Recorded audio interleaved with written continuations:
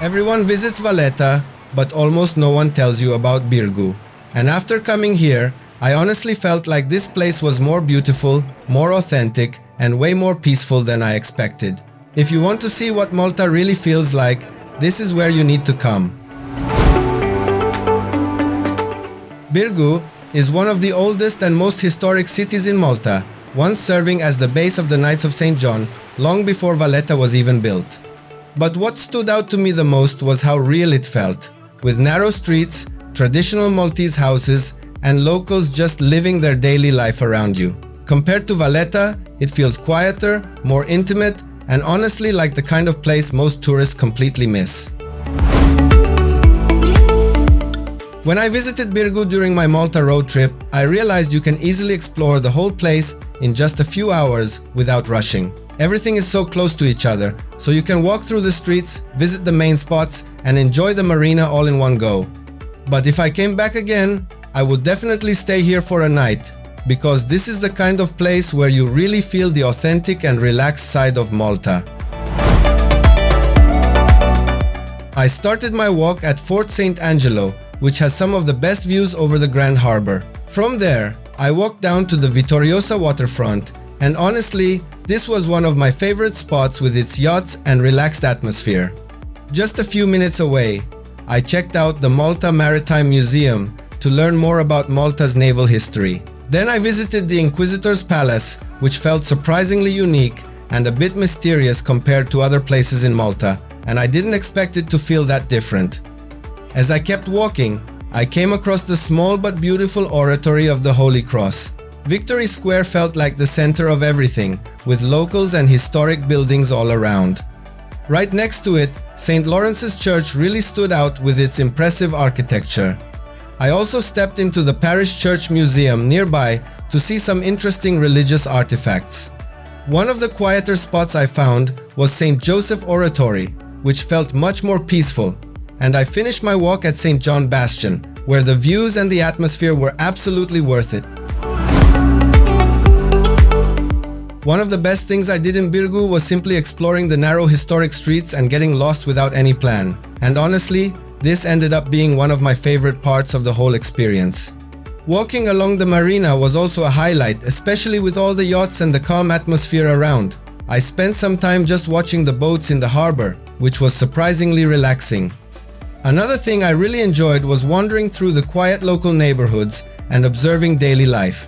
The traditional Maltese balconies you see around the city also add a lot of character to the experience.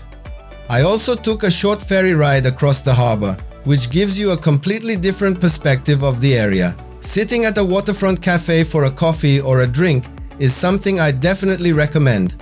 I spent some time visiting historic buildings and small courtyards, which really helped me understand the history of the city. I also spent some time browsing local shops for souvenirs and small Maltese products. And if you have the chance, experiencing a traditional Templar ceremony is something you won't see in many other places. I personally drove to Birgu with a rental car, and along the road down into the city, I found plenty of parking spots, which made things really easy.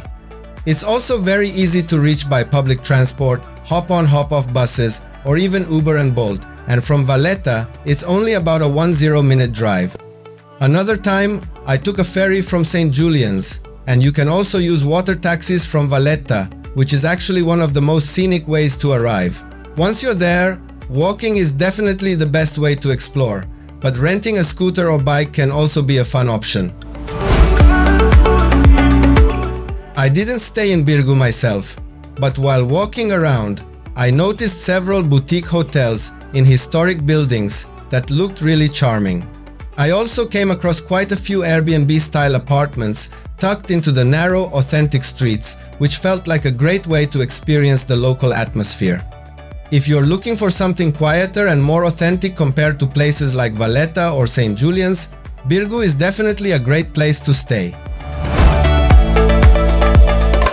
In terms of costs, Birgu is quite similar to Valletta, but overall it feels slightly more affordable. For example, I paid around €3 to €5 for a coffee, and a casual meal by the marina was usually between €15 to €25 per person. If you're staying overnight, Airbnb-style apartments in Birgu can range from around 70 euros to 140 euros per night, depending on the season. Entry to Fort St Angelo is about 10 euros, while smaller museums and churches usually cost around 5 euros to 10 euros. Getting here is also quite affordable, with a Bolt or Uber from Valletta costing roughly 8 euros to 12 euros, and water taxis usually around 5 euros to 10 euros per person. Food in Birgu was actually a great mix of local and international options. I tried traditional Maltese rabbit, which is one of the most famous local dishes, and you can also find plenty of fresh seafood around the marina. I also noticed a lot of stylish cafes where you can stop for coffee, desserts, or a light bite during the day. And if you prefer something more familiar, there are also Italian restaurants, international cuisine, and even some fast food options, many of them with beautiful views over the yacht harbor. One mistake I made at first was thinking Birgu would be just a quick stop, but I quickly realized it deserves more time than that. Another thing is coming here in the middle of the day, especially in summer, because the heat can make walking around a bit uncomfortable. I also noticed that some people skip exploring the small side streets, which is actually where Birgu feels the most authentic.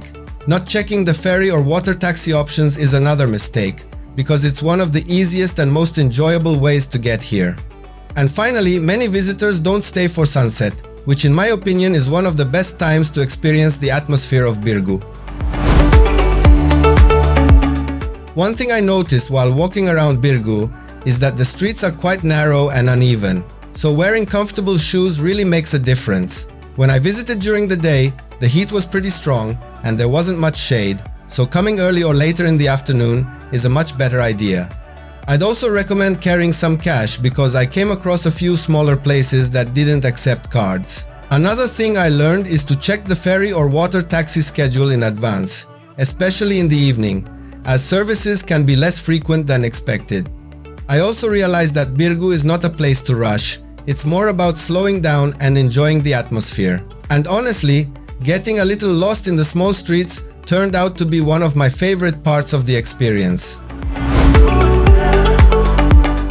Overall, I really enjoyed my time in Birgu and I think it's definitely worth visiting. Personally, I wouldn't choose to stay here for multiple days because it might feel a bit too quiet or even slightly boring after a while. But at the same time, if I were traveling as a couple, I think Birgu could be a really nice and romantic place to stay. For me, it worked perfectly as a short, well-planned visit where I could fully enjoy the atmosphere without getting bored. So if you plan it right, Birgu can be one of the most enjoyable and authentic experiences in Malta. If you enjoyed this Birgu travel guide, don't forget to like the video and subscribe for more travel content. And if you're planning a trip to Malta, feel free to ask me anything in the comments below.